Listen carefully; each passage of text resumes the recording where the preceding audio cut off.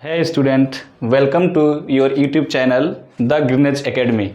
तो आज मैं आपको लेकर के आया हूँ बेसिक मैथ का लेक्चर नंबर 2, जिसमें हम पढ़ेंगे डिफरेंशियल कैलकुलस। तो डिफरेंशियल कैलकुलस आपके फिजिक्स के पॉइंट ऑफ व्यू से बहुत ही इम्पोर्टेंट रोल प्ले करेगा। और इसमें हम जैसे बता दें कि आपको अगर सबसे ज़्यादा अगर इम्पोर्टेंट कुछ है तो वो है डिफरेंशियल कैलकुलस। ठीक है, तो आप इसको बिल्कुल इजी वे में मैं आपको समझा रहा हूँ, जो इसका आप लोग मतलब पूरे स्टूडेंट में जो हुआ बना होता है कि नहीं ये बहुत ही डिफ़िकल्ट है, तो है वाकई डिफ़िकल्ट है अगर देखा जाए तो, लेकिन अगर इसको समझ लिया जाए तो बहुत ही सिंपल हो जाएगा।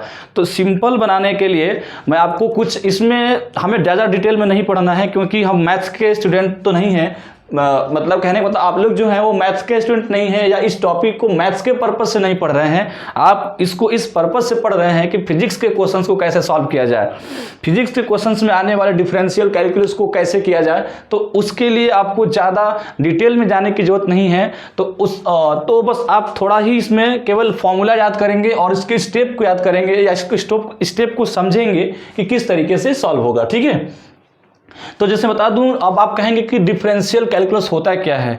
तो मान लो अगर मैं देखा जाए, a method used to find the rate of change of function f x with respect to its input x. कहने का मतलब ये है कि मान लो आपने कोई इनपुट दिया या आपका कोई फंक्शन है y, आपका कोई फंक्शन है y is equal to f x. ठीक है, y is equal to f x, ये कोई फंक्शन है और आप इस फंक्शन को आप चाहते हैं y equal to f x. का मतलब क्या हुआ, एफ एक्स का मतलब ये है कि ये y, जैसे कि एग्जांपल लेकर समझाते हैं, y क्या है, x पे डिपेंड है, जैसे y equal to x square. इसका मतलब क्या हुआ, y एक फंक्शन है x का, y क्या है, एक फंक्शन है x का। अगर x का वैल्यू हम क्या करें, वेरी करें, तो y क्या होगा, बदल जाएगा, है कि नहीं। अगर देखा जाए y is equal to x square का मतलब y is dependent on x। इसका मतलब ये है कि अगर x बदलेगा तो y बदलेगा। तो ये हुआ इनपुट, मतलब इनपुट जो है वो x के अकॉर्डिंग चेंज हो रहा है। तो हम इसमें ये देखेंगे कि x के रिस्पेक्ट में y में क्या चेंजिंग हो रहा है, ऐसे समझते हैं एक बार। इसका मतलब ये है कि मान लो कि कोई आपकी बाइक है, ऐसे नॉर्मली ऐसे समझ लेते हैं, ये आपकी कोई बाइक है, ऐसे रोड पे चल रही है। ठीक है, अब ये जो बाइक चल रही है तो इसमें हम क्या देखने वाले हैं कि जैसे अब आप कहेंगे कि सर जैसे जैसे टाइम चेंज होगा, अगर इसके पास एक्सीलरेशन है तो इसकी लगातार वेलोसिटी चेंज होगी। तो लगातार जब वेलोसिटी चेंज होगी तो हम कह सकते हैं कि इस वेलोसिटी को बताना है। तो ये वेलोसिटी अगर देखा जाए तो इसमें जो टर्म है डिस्प्लेसमेंट, क्या है, डिस्प्लेसमेंट। तो डिस्प्लेसमेंट देखा जाए तो टाइम के अकॉर्डिंग चेंज होगा आपका, है कि नहीं। अगर आपका डिस्प्लेसमेंट देखा जाए तो डिस्प्लेसमेंट टाइम के अकॉर्डिंग चेंज होगा। हो सकता है कि बाइक अभी 5 मीटर, अगर 5 मीटर चली तो उस टाइम पे टाइम हो रहा था 2 सेकेंड, 2 सेकेंड में 5 मीटर। हो सकता है नेक्स्ट टर्म में 3 सेकेंड में आ गई 15 मीटर। तो इस तरीके से आपका जो डिस्प्लेसमेंट है वो किस पे डिपेंड कर रहा है, टाइम के डिपेंडेंट है। तो अगर हम देखें तो इस टाइम पे जो हमारा डिस्प्लेसमेंट है, डिस्प्लेसमेंट किसका है, टाइम का फंक्शन है ना। इसको ऐसे लिखते हैं कि क्या है, डिस्प्लेसमेंट क्या है, टाइम का फंक्शन है। और में भी किस तरीके का वेरी कर रहा है, स्क्वायर में है, एक्सपोनेंट में है, लॉग में है, वो तो बात की बात है। लेकिन हम आपको ये बता रहे हैं कि जो डिस्प्लेसमेंट है वो इस टाइम पे क्या कर रहा है, टाइम के अकॉर्डिंग वेरी कर रहा है। जब ये टाइम के अकॉर्डिंग वेरी कर रहा है तो इसमें हमें ये निकालना है कि सर किसी इंस्टेंट पे टाइम के अकॉर्डिंग इसके डिस्प्लेसमेंट में क्या चेंजिंग है। क्या करना है हमें जो डिफरेंशिएशन है, डिफरेंशिएशन हमें ये बताता है, या अगर हम इसका डिफरेंशिएशन करें तो क्या करेंगे कि अगर ये बाइक चल रही है तो इसके किसी एक इंस्टेंट पे इसका क्या चेंजिंग होगा टाइम के अकॉर्डिंग डिस्प्लेसमेंट में।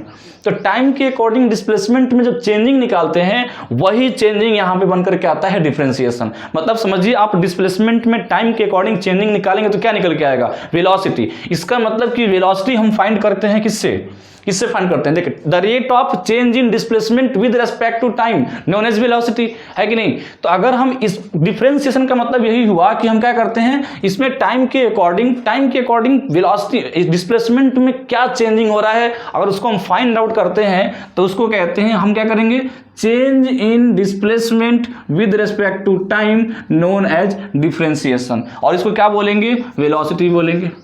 क्या बोलेंगे? वेलोसिटी बोलेंगे। वो वेलोसिटी में भी फंक्शन ऑफ टाइम हो सकता है या कांस्टेंट भी हो सकता है। अगर डिस्प्लेसमेंट टाइम का फंक्शन है तो वेलोसिटी भी टाइम का फंक्शन होगा, और या में भी चेंज भी हो सकता है, चेंज का मतलब कांस्टेंट भी हो सकता है।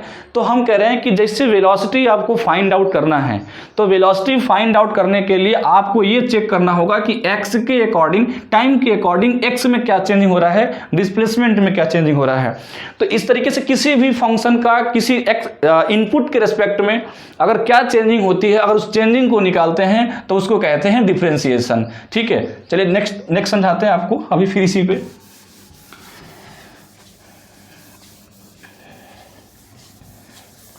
जैसे अभी मैं बताता हूं, अगर एक कर्व लेकर के समझाता हूं आपको कि अगर ये देखा जाए एक हम वाई एक्स में कर्व बनाते हैं, ये वाई एक्सिस और ये एक्स एक्सिस, समझ में आ रहा है कि नहीं बताओ? ये वाई एक्सिस है और ये क्या है, एक्स एक्सिस है, सबको पता है। अब हमें क्या करना है, अगर मैं कोई सा कर्व ले लूं, सपोज दैट मैं ऐसा ले लिया, ठीक है, तो इसके किसी एक इंस्टेंट पे क्या चेंजिंग हो रहा है, इसके एक इंस्टेंट पे क्या चेंजिंग होगा, अगर हम इसको बता देते हैं तो नोन एज डिफरेंशिएशन। मतलब डिफरेंशिएशन का मतलब हो गया सर यहाँ भी एक्स, देखो यहाँ पे एक्स ये था तो वाई का वैल्यू ये, अगर यहाँ पे हम देखें एक्स का वैल्यू ये था तो एक्स का वैल्यू अगर ये था तो वाई का वैल्यू ये, एक्स का वैल्यू ये था तो वाई का वैल्यू ये, लगातार चेंजिंग है कि नहीं आप बताओ। अगर मैं एक कर्व ड्रॉ किया हूं तो क्या इस कर्व में आप देख पा रहे हैं एक्स जैसे जैसे चेंज हो रहा है, क्या वाई चेंज हो रहा है कि नहीं हो रहा है? तो ये किस रेट से हो रहा है, मतलब एक्स के रेस्पेक्ट में वाई में चेंजिंग किस रेट से हो रही है, अगर हम रेट बता देते हैं तो नोन एज डिफरेंशिएशन। मतलब चेंज इन वाई, ये क्या है, वाई में हम चेंज बता रहे हैं किसके रेस्पेक्ट में, एक्स के रेस्पेक्ट में, तो नोन एज डिफरेंशिएशन। तो डी बाई डी एक्स का मतलब क्या होता है, ये होता है डिफरेंशिएशन, सिंबल ऑफ डिफरेंशिएशन। मतलब डी बाई डी एक्स का मतलब differentiation with respect to x of y. क्या बोलेंगे, डी बाई डी एक्स का मतलब होता है differentiation with respect to x of Y, तो known as D Y by D X. मतलब हम क्या बता रहे हैं, अगर किसी भी पॉइंट पे हम बताएं तो ये आएगा हमारा, अगर हम टेंजेंट ड्रॉ कर दें, क्या ड्रॉ कर दें, टेंजेंट ड्रॉ कर दें, तो किसी एक पॉइंट पे टेंजेंट ड्रॉ करेंगे तो जो एंगल बन करके आता है ये इसको क्या कहते हैं, स्लोप। क्या कहते हैं इसको, हम कहते हैं स्लोप। क्या बोलेंगे इसे, इसको हम कहते हैं स्लोप। और स्लोप क्या होता है, हमने पढ़ा है m equals to tan theta, और ये क्या होता है, चेंज इन y और change in x, change in y with respect to x। तो अगर हम स्लोप मतलब किसी कर्व का स्लोप बताना है तो change in y with respect to change in x बताना होगा, और नोन एज डिफरेंशिएशन। मतलब किसी कर्व का हम अगर स्लोप भी पता कर सकते हैं with the help of differentiation. मतलब समझ लो कि आप कर्व का स्लोप पता करना हो, किसी इंस्टेंट पे वेलोसिटी निकालनी हो। एक और देखते हैं, अगर आपको क्या करना है, अगर ऐसे देखते हैं, अगर मान लो आपके पास वेलोसिटी या एक्सीलरेशन, अगर वेलोसिटी इस तरीके से वेरी कर रही है टाइम के अकॉर्डिंग, ये है वेलोसिटी और ये है टाइम, और ये वेलोसिटी टाइम के अकॉर्डिंग इस तरीके से वेरी कर रही है, ऐसे वेलोसिटी क्या हो रही है, लगातार चेंज हो रही है टाइम के अकॉर्डिंग। तो अब हमें क्या करना है कि किसी एक इंस्टेंट पे change in velocity with respect to time बताना है। क्या बताना है, change in velocity with respect to time. तो अगर हमें बताना है तो हम क्या ड्रॉ करेंगे, एक स्लोप ड्रॉ करेंगे, ठीक है। उसके बाद इस पॉइंट पे हम क्या निकालते हैं, स्लोप कितना है, m कितना है, ये क्या आता है, change in y axis, change in y axis. तो चेंज इन वाई एक्सिस कितना होगा, डेल वी, और बहुत छोटा चेंजिंग होगा, इसी डेल वी को हम क्या लिखते हैं, डी वी। क्या लिखेंगे, डी वी। क्या लिखेंगे, d v with respect to x axis. यहाँ पे x के जगह पे क्या है, x के जगह पे क्या है, टाइम है। यहाँ पे x एक्सिस पे क्या है, टाइम है। मतलब आपका वेलोसिटी टाइम के अकॉर्डिंग किस रेट से चेंज हो रही है, अगर हम इसको बता देते हैं तो नोन एज डिफरेंशिएशन। तो dv ओवर dt, और we know that the change in velocity with respect to time known as acceleration. तो अगर हमें किसी इंस्टेंट पे क्या कर रहे हैं, हम यदि किसी इंस्टेंट पे अगर हमें वेलोसिटी बतानी है, इंस्टेंटेनियस एक्सीलरेशन बताना हो, इंस्टेंटेनियस वेलोसिटी बतानी हो, तो हम क्या कर सकते हैं, हम हेल्प लेंगे डिफरेंशिएशन का। तो आप समझ गए होंगे कि डिफरेंशिएशन का क्या क्या यूज होने वाला है। मतलब हम किसी कर्व का स्लोप निकाल सकते हैं, किसी इंस्टेंट पे वेलोसिटी निकाल सकते हैं यदि डिस्प्लेसमेंट और टाइम का फंक्शन गिवन हो। हम क्या निकाल सकते हैं, एक्सीलरेशन निकाल सकते हैं जब क्या गिवन हो, जब वेलोसिटी गिवन हो और टाइम का फंक्शन गिवन हो। तो इस तरीके से अगर हम ओमेगा, अगर हम आगे पढ़ेंगे एंगुलर वेलोसिटी क्या होता है, हम एंगुलर वेलोसिटी भी फाइंड आउट करेंगे। एंगुलर वेलोसिटी का मतलब होता है D theta by D T, मतलब change in angular displacement with respect to time known as angular velocity. इसको कहेंगे इंस्टेंटेनियस एंगुलर वेलोसिटी। मतलब आपको अगर थीटा मतलब डिस्प्लेसमेंट में चेंजिंग टाइम के अकॉर्डिंग मिल जाता है तो you can find out with the help of differentiation what is the value of angular velocity. Okay, तो ये हुआ ओमेगा। हम टाउ भी पता कर सकते हैं, हम फोर्स पता कर सकते हैं। क्या जानते हैं फोर्स का, change in momentum with respect to time known as force, है कि नहीं। तो हम कहेंगे अगर फोर्स देखा जाए तो फोर्स क्या होता है, change in momentum with respect to time. तो अगर हमें मोमेंटम का फंक्शन टाइम के अकॉर्डिंग मिल जाए, क्या मिल जाए, अगर मोमेंटम का मतलब मोमेंटम टाइम में किस तरीके से वैरी कर रहा है, अगर उसको हम डी बाई डी टी कर देते हैं, मतलब डिफ्रेंशिएट कर देते हैं। D by D t is the symbol of differentiation, d by D t is the symbol of differentiation, d by D t, d by D x known as symbol of differentiation with respect to time. If here x then differentiation with respect to x. ठीक है, तो किसी भी function का function किस तरीके से vary कर रहा है उस फंक्शन का इसके रेस्पेक्ट में अगर हम डिफरेंशिएशन निकालते हैं तो ये रिप्रेजेंट करते हैं। तो फोर्स में मोमेंटम टाइम के अकॉर्डिंग किस तरीके से वैरी करता है तो उसको अगर हम डिफरेंशिएट कर देते हैं मोमेंटम का, d by D t of momentum known as force. तो आप फोर्स निकाल सकते हैं, टाउ निकाल सकते हैं dl बाई डी टी कर से, है कि नहीं। Angular momentum with respect to time known as torque. तो आप इतना चीज बहुत इजी वे में फाइंड आउट कर सकते हैं, लेकिन आपको डिफरेंशिएशन कैलकुलस का फॉर्मूला पता होना चाहिए। तो इसमें हमें क्या करना होगा, कुछ फंक्शन लेंगे। हम क्या करेंगे कि हमें फंक्शन की जानकारी होनी चाहिए, किस किस टाइप का फंक्शन होता है। आप फंक्शन से घबराइए मत कि हमने ये सर फंक्शन क्या होता है, क्या फंक्शन का मतलब ये हुआ कि कोई भी आउटपुट, कोई भी मतलब अगर हम कोई किसी लाइन को, किसी कर्व को या किसी इंस्टेंट को, किसी इवेंट को जब रिप्रेजेंट करते हैं तो उसका कुछ ना कुछ तो फंक्शन होगा। जैसे मान लो अगर y का वैल्यू अगर x1 रखने पे y1 आ रहा है, y1 आया, x इक्वल्स टू 2 रखने पे y 4 आ गया, x इक्वल्स टू 3 रखने पे y 9 आ गया। इसका मतलब यह है कि y में चेंजिंग तो हो रहा है x के अकॉर्डिंग, लेकिन किस तरीके से, x स्क्वायर से। तो y क्या है, यही तो फंक्शन है। y क्या है, y equals to x square function है कि नहीं, कि जो y में जो चेंजिंग हो रहा है वो x स्क्वायर के अकॉर्डिंग होगा। तो हमें बस ये फंक्शन ड्रॉ होना चाहिए। तो आपको बिल्कुल वो फंक्शन निकालने की जरूरत नहीं है। हम यहाँ पे 3 टाइप के फंक्शन पढ़ने वाले हैं, 3 या 4 टाइप के फंक्शन पढ़ेंगे, उसी का हमें डिफरेंशिएशन आना चाहिए। अब ये डिफरेंशिएशन का फॉर्मूला कहाँ से आया डजेंट मैटर, है कि नहीं। जैसे आप लोग मार्केट से लेकर के आते हो फेयर लवली और उसको क्या करते हो, बस यूज करते हो, किस तरीके से बना है इसका तो कोई मतलब ही नहीं है कि नहीं। अगर देखा जाए तो आप मार्केट से कुछ खरीद के लाए फेयर लवली या फेयर हैंडसम, तो उसको आप क्या करते हो, लगातार यूज करते हो। वो किसमें दही लगा है, हल्दी लगा है, क्या लगा है, विटामिन लगा हुआ है, उसको तो कोई मतलब ही नहीं किसी को, है ना। तो हम एज अ फिजिक्स स्टूडेंट हमें मतलब ही नहीं है कि ये फॉर्मूला कहाँ से आया है। तो एक बार और अगर मैं बात करूं, यहाँ पे हम यूज करेंगे डी बाई डी एक्स का मतलब होता है डिफरेंशिएशन का सिंबल।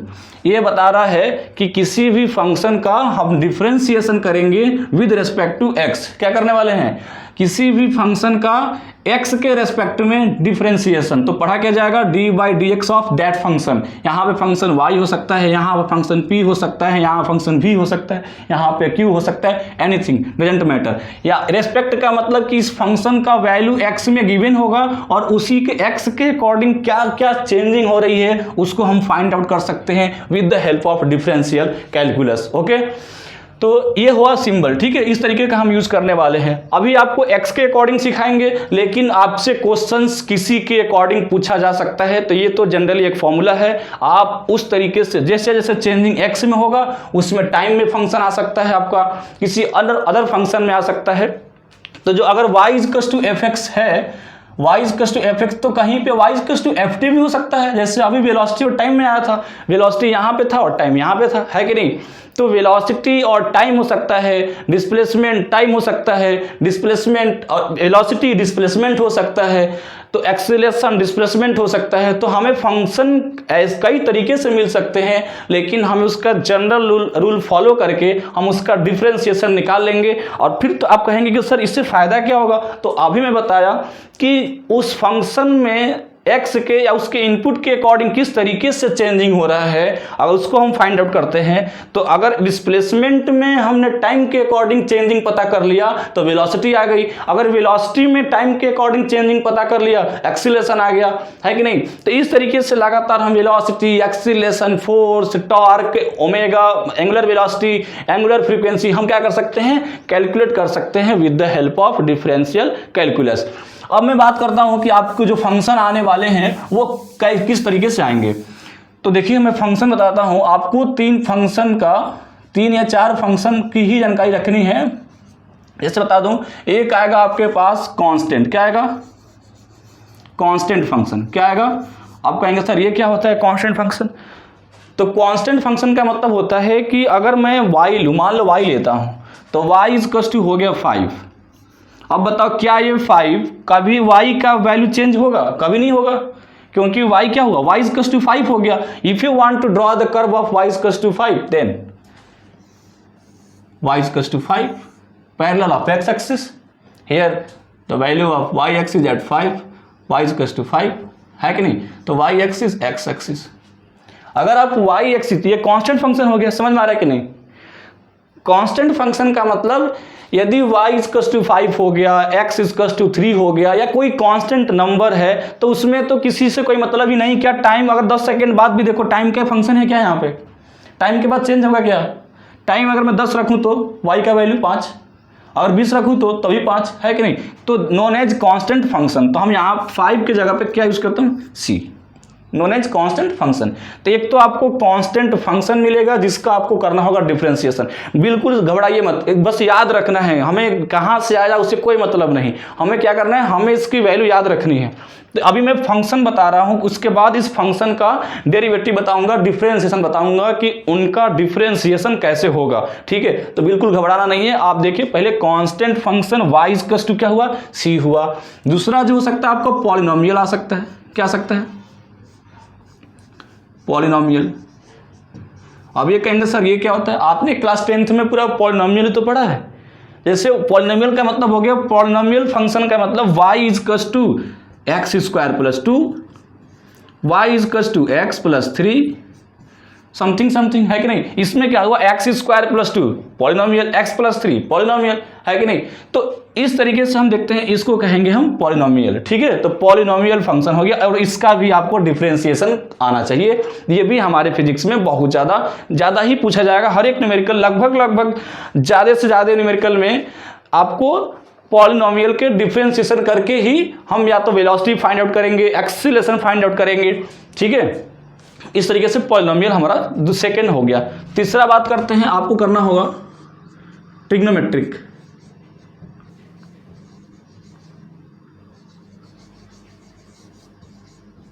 ठीक है, ये हो गया। इसमें आप तो जानते ही होंगे क्या होगा, जैसे y equal to sine X या sine theta, sine X, y equal to tan X, sec X, sec square X, तो क्या हो जाएगा, ये ट्रिग्नोमेट्रिक फंक्शन हो जाएगा। उसके बाद मैं बात करता हूं लॉगरिथम।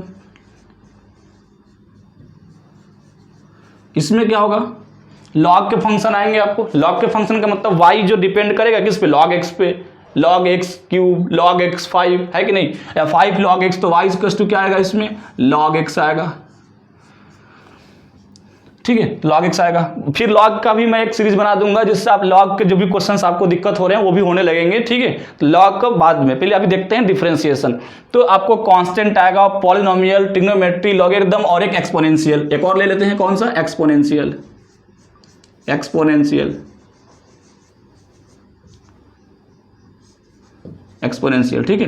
तो 1 2 3 4 5, तो 5 फंक्शन हो गए। इस 5 फंक्शन का ही आपको क्या निकालना है, 5 फंक्शन का डिफरेंशिएशन आपको याद रखना है, और बहुत ही इजी वे में होने वाला है। बिल्कुल आप एक एक मिनट में आप बड़े से बड़े क्वेश्चंस को सॉल्व कर सकते हैं, ठीक है। अभी देखिए, अभी ये आपको 5 फंक्शन की जानकारी होनी चाहिए कि कांस्टेंट क्या होता है, पॉलिनोमियल क्या होता है, ट्रिग्नोमेट्री क्या होता है, लॉगरिथम क्या होता है और एक्सपोनेंशियल क्या होता है। एक्सपोनेंशियल में क्या होगा, y = e⁻ समथिंग x, है कि नहीं। ई क्या है, एक्सपोनेंशियल, ई का जो वैल्यू होता है लगभग 2.37 के अप्रॉक्स होता है, ये कांस्टेंट वैल्यू है। तो इस तरीके से हम इसका हम क्या देखने वाले हैं, डिफरेंशिएशन देखने वाले हैं, ठीक है। तो आप बिल्कुल घबराइए नहीं, कांस्टेंट, पॉलिनोमियल, ट्रिग्नोमेट्री, लॉगरिथम और एक्सपोनेंट। आगे बढ़ते हैं।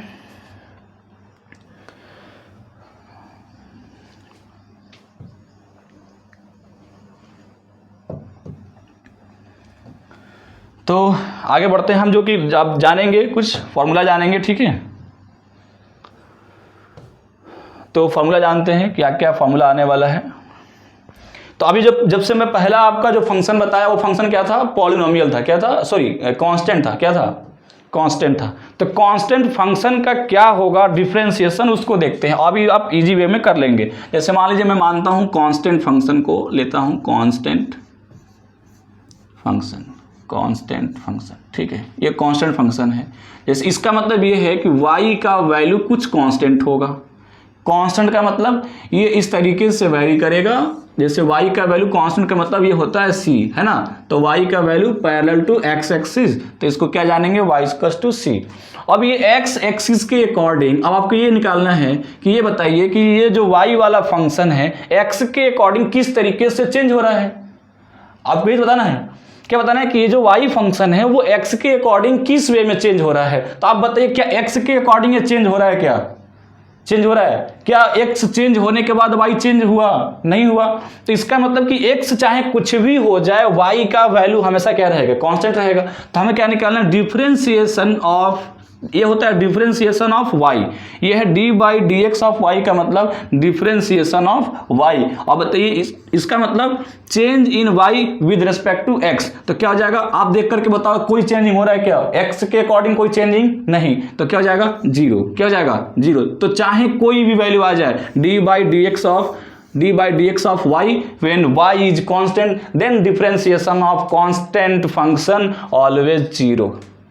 आया कि नहीं आया समझ में। इसका मतलब ये, अगर मान लो एग्जांपल लेते हैं, y = आ गया 5, क्या आया 5, पहला क्वेश्चन है, y = आया 5। अब आपसे पूछेगा find the differentiation of y when y is 5।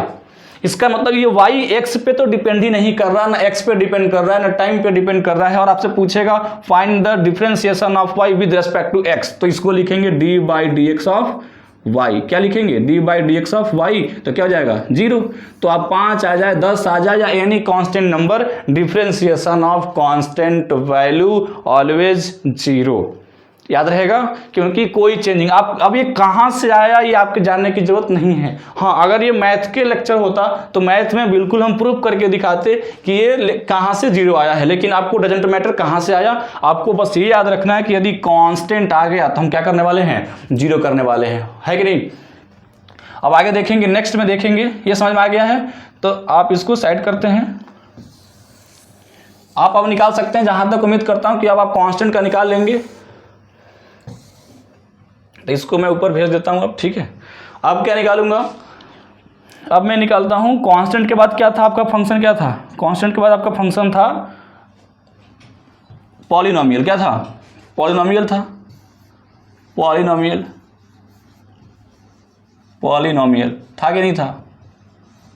देख सकते हैं, आपको मैं जो सेकंड फंक्शन बताया था उस फंक्शन में पॉलिनोमियल था।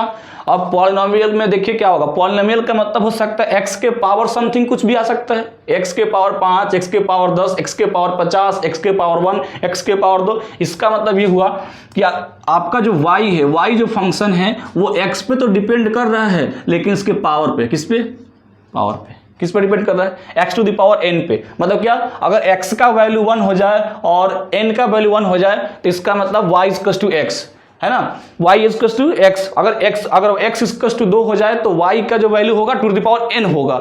इसका मतलब y डिपेंड करेगा 2 टू द पावर n पे, है ना। और इस फंक्शन का आपसे पूछेगा find the differentiation of y with respect to x, ठीक है। तो क्या करेंगे, d by D x of y. अब आप इसको याद रखना बिल्कुल फॉर्मूला के वे में, d by D x of y is equal to जो पावर है, जो पावर है क्या बन जाएगा, कॉफिशिएंट बन जाएगा। जो पावर है क्या बन जाएगा, कॉफिशिएंट बन जाएगा। और जो x जो पावर था वो एक कम हो जाएगा।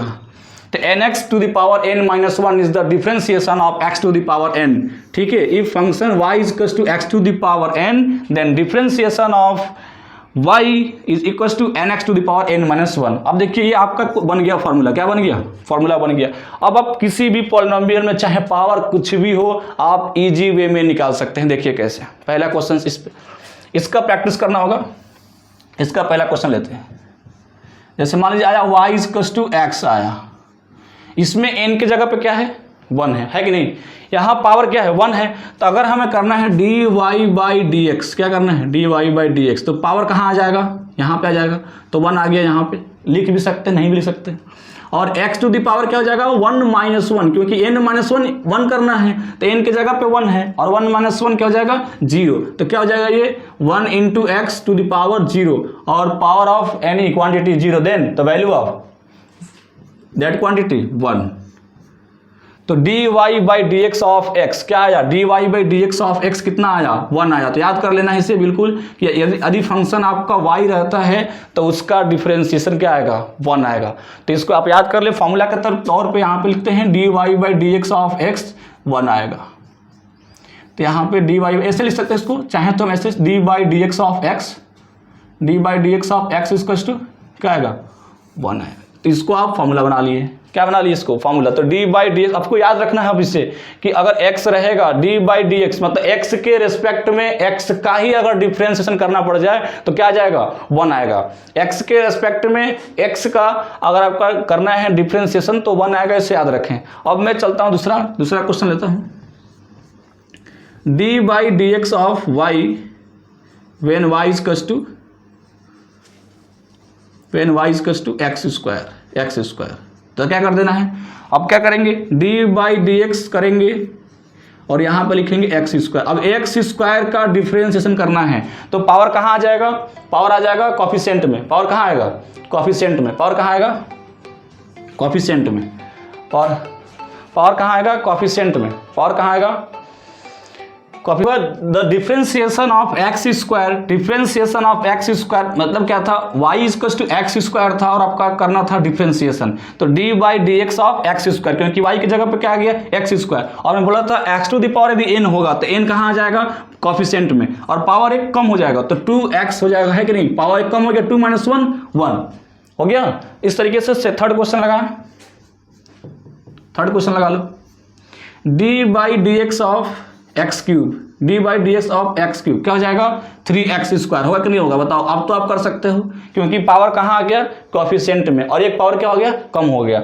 चौथा देख लेते हैं, d by D x of x to the power 9, तो क्या हो जाएगा, 9x टू द पावर 8, एक कम हो जाएगा। आप तो कर सकते हैं आप। तो इस तरीके से आपका आया, इस तरीके से हम ये पावर किए हैं। अभी और करते हैं, एक दो और करते हैं। तो y इक्वल टू, आपको याद रखना है y इक्वल टू एक्स का, y equal to x square का, y equal to x cube का। और एक दो और बताते हैं आपको, ये फॉर्मूला बिल्कुल याद रखेंगे। कौन सा formula, y equal to x to the power n, तो d Y by D x of x to the power n क्या हो जाएगा, nx to the power n minus 1। ये से आप याद रखेंगे, ठीक है। अब हमें निकालना, जो बता रहा हूं वो आपको याद करके चलने हैं। पहला आया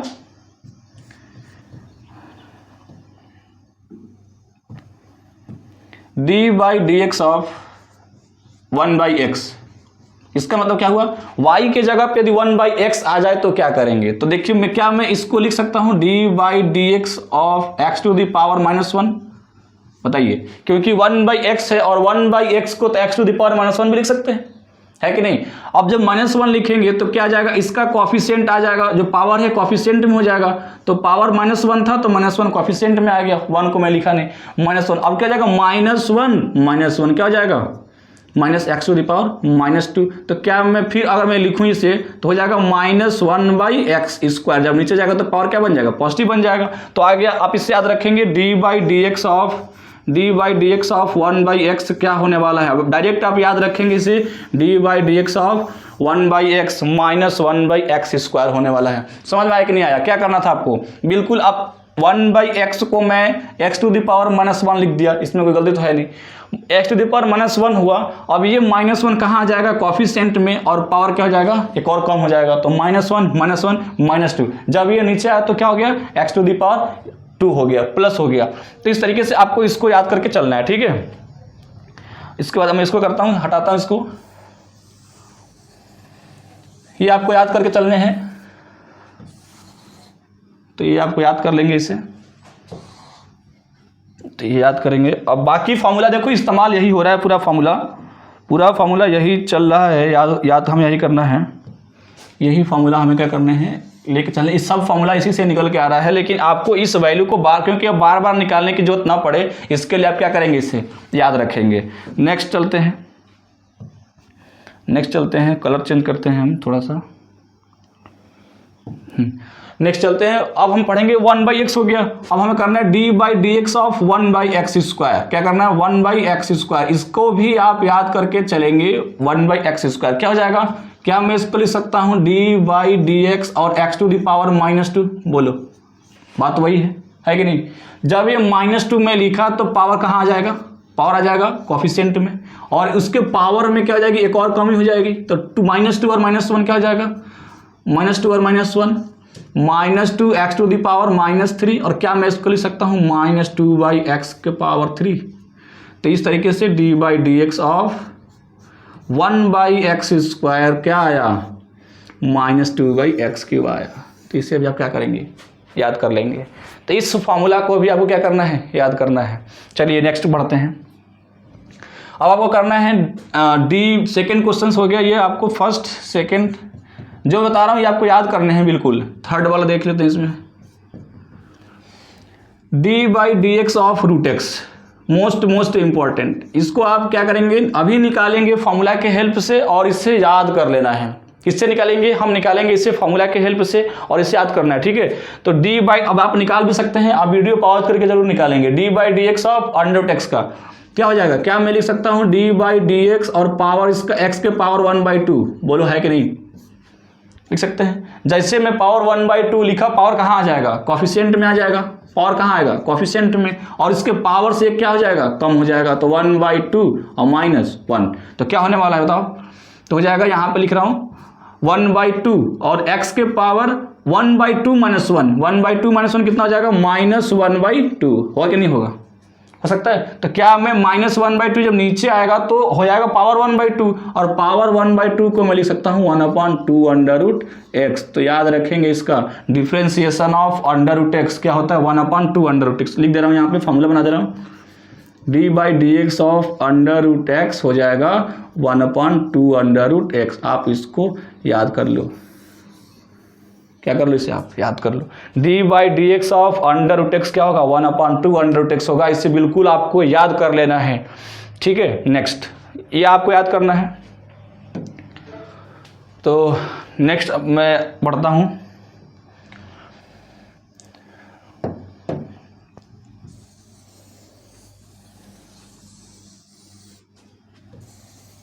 इसको मैं ऊपर भेज दिया है ना। अब इसी फॉर्मूला का इस्तेमाल करके 2-3 ये अभी चल रहा है डिफरेंशिएशन ऑफ पॉलिनोमियल। क्या चल रहा है, डिफरेंशिएशन ऑफ पॉलिनोमियल में हमने x का देखा, x² का देखा, x³ का देखा, 1/x का देखा, 1/x² का देखा, √x का देखा। अब देखते हैं 1/√x का। किसका देखेंगे, 1/√x का। तो d/dx ऑफ, चौथा क्वेश्चन देख लेते हैं, d/dx ऑफ 1/√x। इसको भी आपको याद करना है। इसके बाद आप जितना भी पावर आ जाएगा में भी आप निकाल सकते हैं with the help of x to the power n। Differentiation of x to the power n, nx power n minus 1। जो पावर है वो कॉफिशिएंट में हो जाएगा और पावर में से क्या कर देना है, कम कर देना है। तो d by D x of 1/√x हो गया। क्या मैं इसको लिख सकता हूँ D by D x. D by D x क्या है, ये बस ये बता रहा है डी बाई डी एक्स कि इस 1/√x का हम चेंजिंग निकाल रहे हैं, डिफ्रेंसिएशन निकाल रहे हैं विद रिस्पेक्ट टू x, है कि नहीं। तो ये डी बाई डी एक्स आपको ये बता रहा है। तो मैं इसको लिख सकता हूँ अब ये √x है तो इसका पावर 1/2 होगा, और जब ऊपर जाएगा तो पावर क्या हो जाएगा, x के पावर -1/2। बोले ऐसा है कि नहीं, -1/2 हो जाएगा। फिर में जब ये -1/2 हुआ तो मैं क्या किया, अब इसका करना है डिफ्रेंसिएशन। तो कर सकते हैं माइनस जो पावर है वो क्या बन जाएगा, जो पावर है वो बन जाएगा कॉफिशिएंट। पावर क्या बन जाएगा, कॉफिशिएंट बन जाएगा, और इसके पावर में एक और कम हो जाएगा, -1/2 -1, है ना। तो क्या हो जाएगा -1/2 x के पावर, अब ये जाएगा -3/2। तो आप ऐसे याद कर लेंगे। अब तो आप कर सकते हैं ना क्वेश्चन। तो d by D x of 1/√x क्या हो गया, D by D x of 1/√x क्या हुआ, -1/2 x के पावर -3/2। तो इस तरीके से आपका ये क्वेश्चन हुआ जिसको आप क्या कर सकते हैं, सॉल्व कर सकते हैं। तो ये पॉलिनोमियल के बेसिक रूल थे। अभी मैं इसका और आगे बढ़ाऊंगा, हम उसमें एडिशन में, सब्ट्रैक्शन में, मल्टीप्लिकेशन में, डिवाइडेशन में करेंगे डिफरेंशिएशन। लेकिन अभी हम बेसिक फॉर्मूला बना रहे हैं जिसमें आपका कांस्टेंट का 0 आया था, पॉलिनोमियल का x⁴n का nx⁴n-1 आया था, जिसको आपने देख लिया। ये इसके क्या थे, कुछ न्यूमेरिकल थे जो कि आपको याद, जितना भी मैं आज निकाला हूँ इस वीडियो में निकाल रहा हूँ, इनका आपको डायरेक्ट वैल्यू याद होना चाहिए। क्योंकि अगर बार बार आप निकालेंगे तो टाइम टेकन हो जाएगा, तो टाइम कम लगे इसके लिए आपको क्या करना है, याद करना है। इसको क्या करना है, आपको याद करना है, इसको आपको याद करना है।